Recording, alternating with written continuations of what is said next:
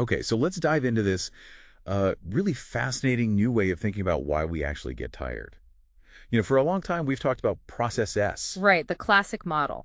Sleep pressure builds up, maybe it's adenosine, something kind of abstract. Exactly.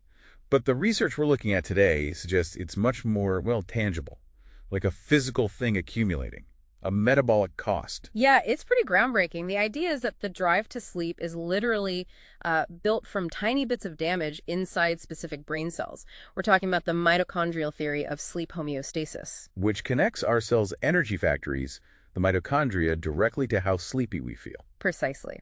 And it seems to center on these very specific neurons, first really pinned down in fruit flies, Drosophila. Ah, the dorsal fan-shaped body neurons, DFBNs. Those are the ones. Think of them as like the main sleep-promoting cells, the sleep pacemaker, essentially. Okay, so how do they work? What happens when you're awake? Well, during wakefulness, these DFBNs are actually kept quiet, inhibited by wake signals, so they're electrically silent. Meaning they aren't using much energy.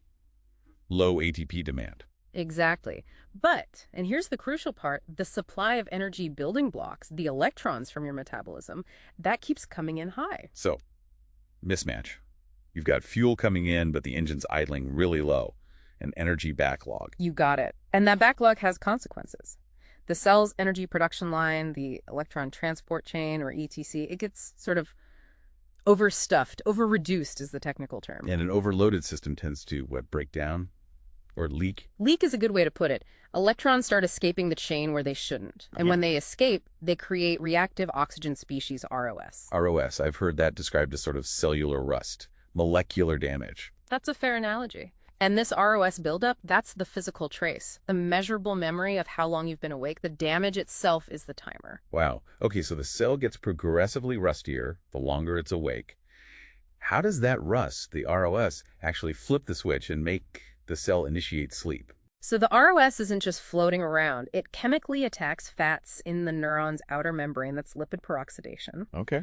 And that process creates specific breakdown products. One key one seems to be called 4-1. 4-1. And what does it do? It targets and modifies, it oxidizes a specific piece of a potassium channel in the neuron's membrane, the hyperkinetic subunit. So it directly changes the machinery that controls the neuron's electrical state. Exactly. Oxidizing that channel makes the neuron more excitable, easier to fire. Eventually, even with wake signals trying to keep it quiet, the DFBN gets so excitable from this accumulating change that it overcomes the inhibition. And it starts firing, triggering sleep. Triggering sleep. And sleep itself seems to be the essential cleanup cycle. It actively repairs that lipid damage, resets the potassium channel, clears the ROS. It wipes the slate clean. Which implies, if damage accumulation is the clock, maybe we can change how fast the clock ticks through things like diet. That's the really interesting extension. Your overall metabolic state acts like a rheostat, kind of dialing up or down the rate of that ROS leak. So say a caloric deficit, maybe 500 calories less than you burn.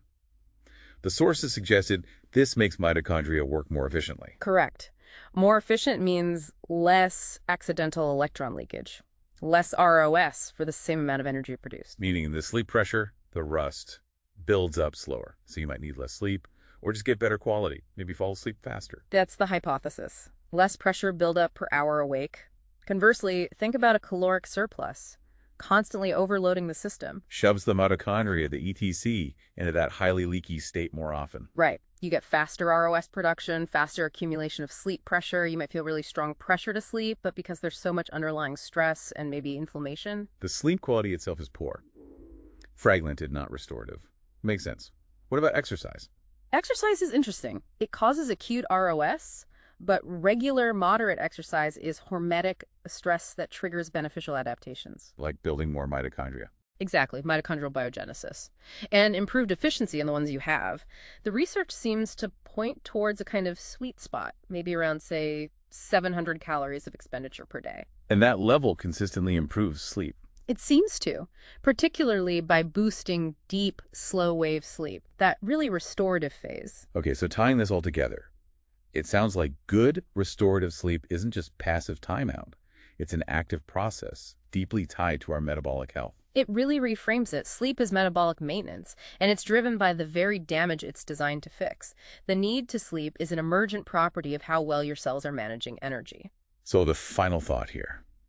If this mechanism, worked out so beautifully in flies, really does hold true in the equivalent neurons in humans, Then maybe treatments for sleep disorders could look very different in the future. instead of just sedatives that induce unconsciousness, Maybe we could develop drugs that carefully target mitochondrial function just in these key sleep neurons, perhaps safely helping them manage or clear that ROS buildup faster, letting you achieve truly restorative sleep more effectively. It's a pretty